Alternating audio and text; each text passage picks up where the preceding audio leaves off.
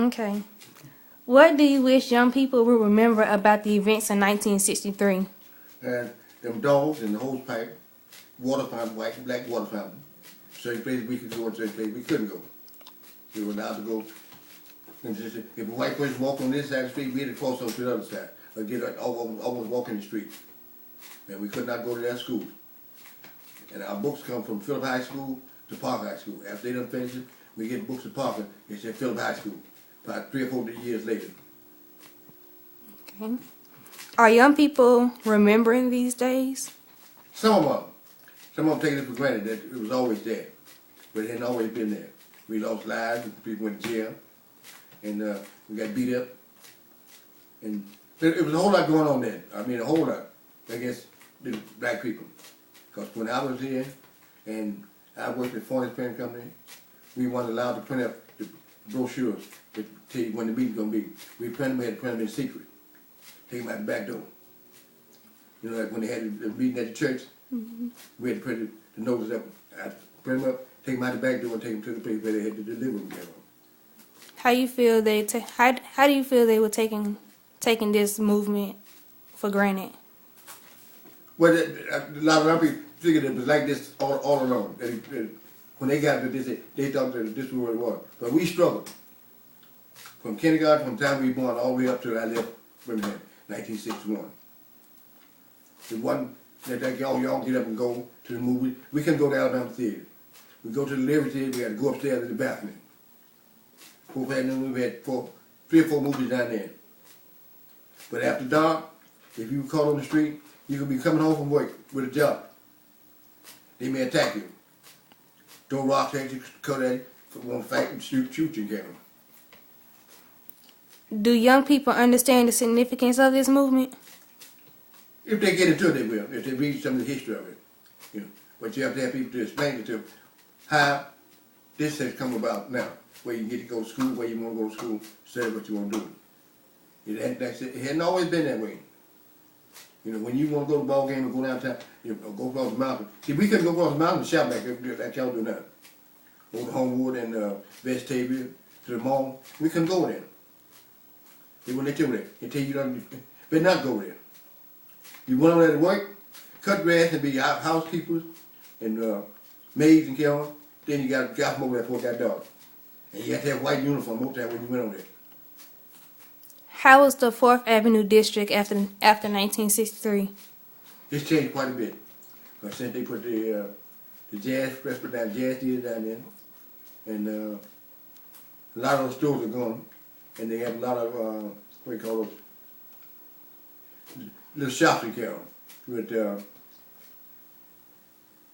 African shops in Carroll down the 4th Avenue district. So it used to be all black. You know, the theaters, the cafes, the shoe shops, and the barber shops. Now you got art districts and everything else down there now. Okay. How have the events made the city magical?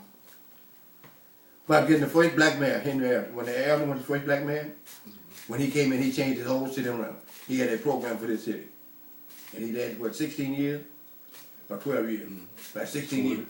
With 20 years even there. And he changed a lot for this city. He had a program when he came in there.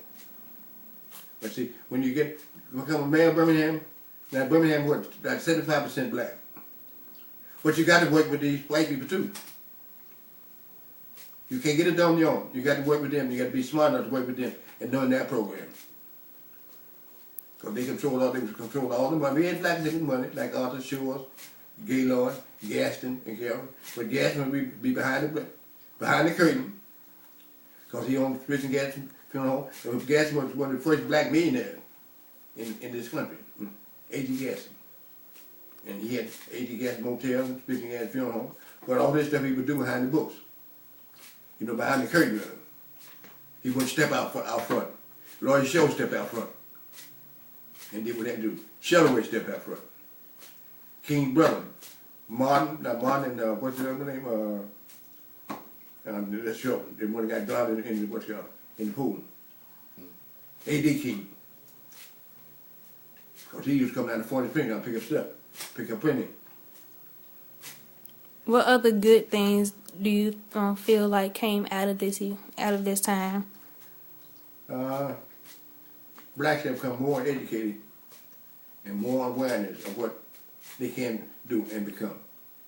We got more black judges, lawyers, doctors, and everything else. So that friend of mine, Mr. Houston, he's a judge now. Henry Anthony, he's a friend of. He's on the state plunking on the education board in Canada. Before, it was all white. You didn't have no black people in the city council. Mr. Mays, you didn't have no blacks over there. School board, it was all ran by white.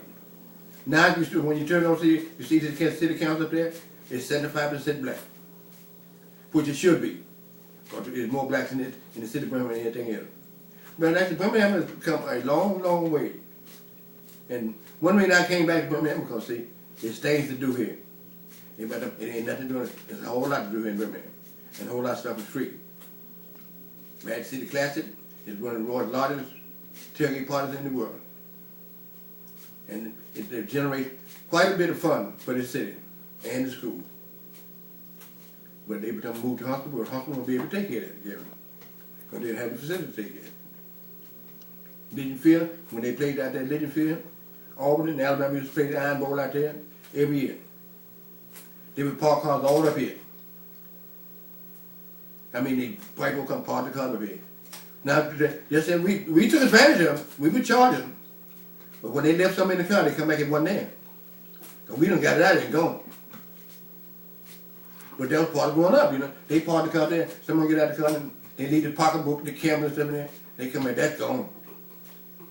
We had to do to them what they do to us. Right here on Lemco, they come through by the graveyard, we go in the graveyard with alley apples. Alley apples, big bricks. When they come there, but we light them cars up.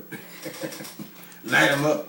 That's the time of bombing, because see, they bombed all the church. We be sitting right down the front porch, 12th Street, right there, the great right there, this house. Boom, boom! They don't hit shows out again. They bombed again, they bombed it 3 times.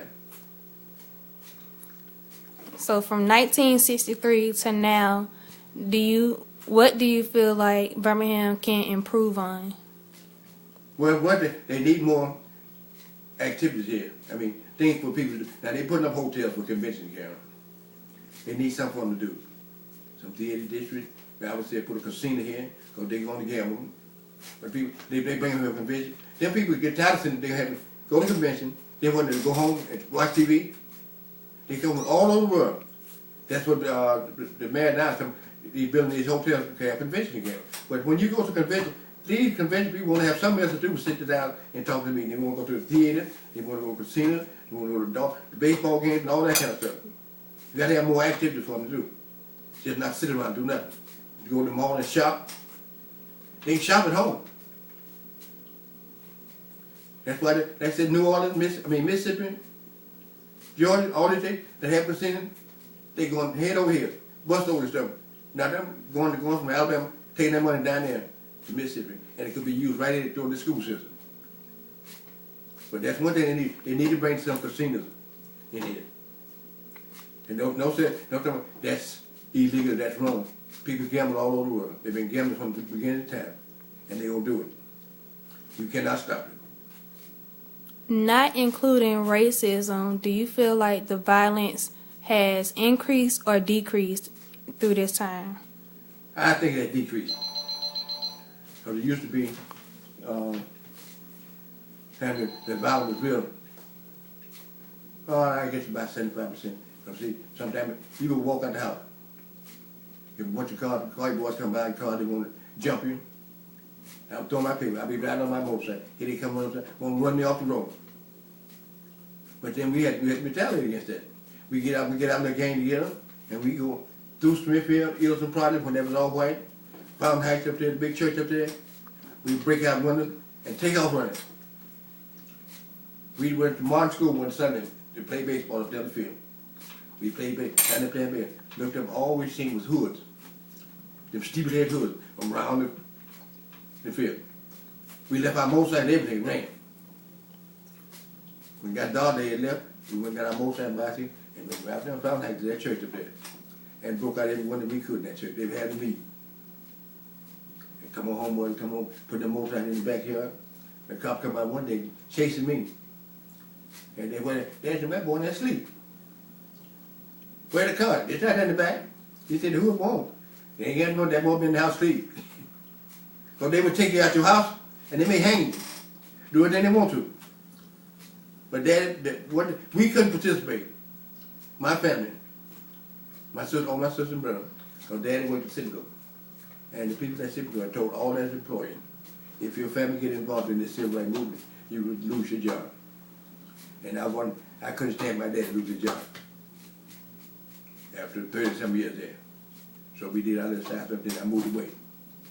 So we weren't allowed, daddy wasn't allowed to participate in the marches and everything else that was going on during the civil rights movement because of his job. Okay.